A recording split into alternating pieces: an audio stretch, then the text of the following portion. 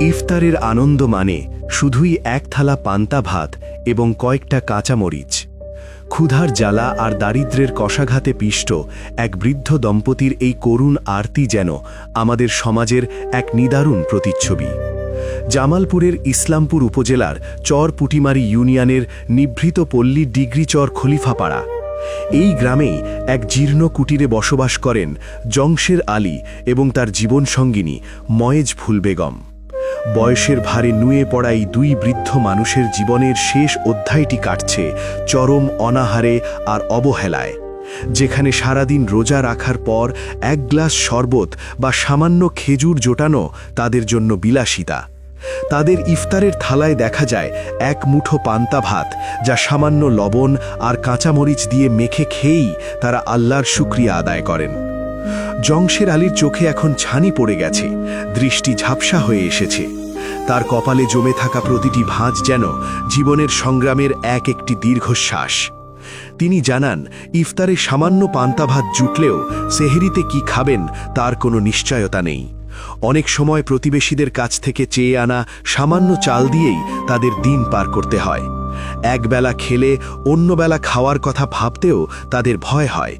তবুও কারো কাছে হাত পাততে তাদের আত্মসম্মানে বাঁধে। দারিদ্র্য তাদের সব কেড়ে নিলেও কেড়ে নিতে পারেনি তাদের আত্মমর্যাদা। ময়েজ ফুল বেগমের কণ্ঠেও ঝরে পড়ে একই হাহাকার।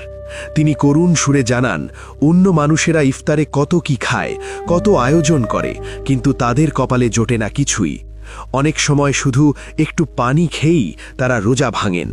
তবুও তারা আল্লাহর ইবাদত করতে ভোলেন না। এই অভাবের সংসারেও তারা পরম ধৈর্যের সাথে সিয়াম পালন করে যাচ্ছেন।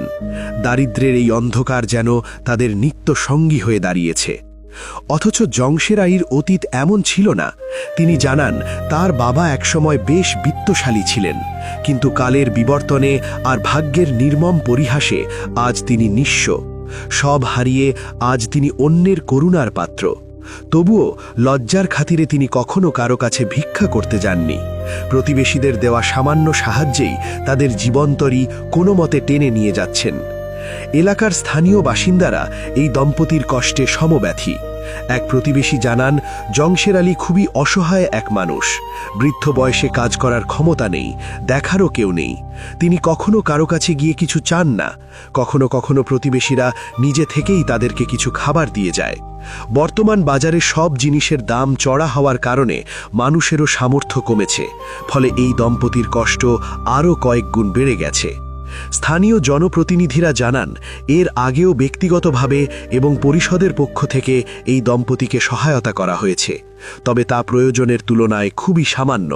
তাদের টেকসই কোনো ব্যবস্থার প্রয়োজন। সরকারি কোনো সহায়তা বা সমাজের বিত্তবানরা এগিয়ে এলে হয়তো এই বৃদ্ধ বয়সে তাদের আর না খেয়ে থাকতে হতো না।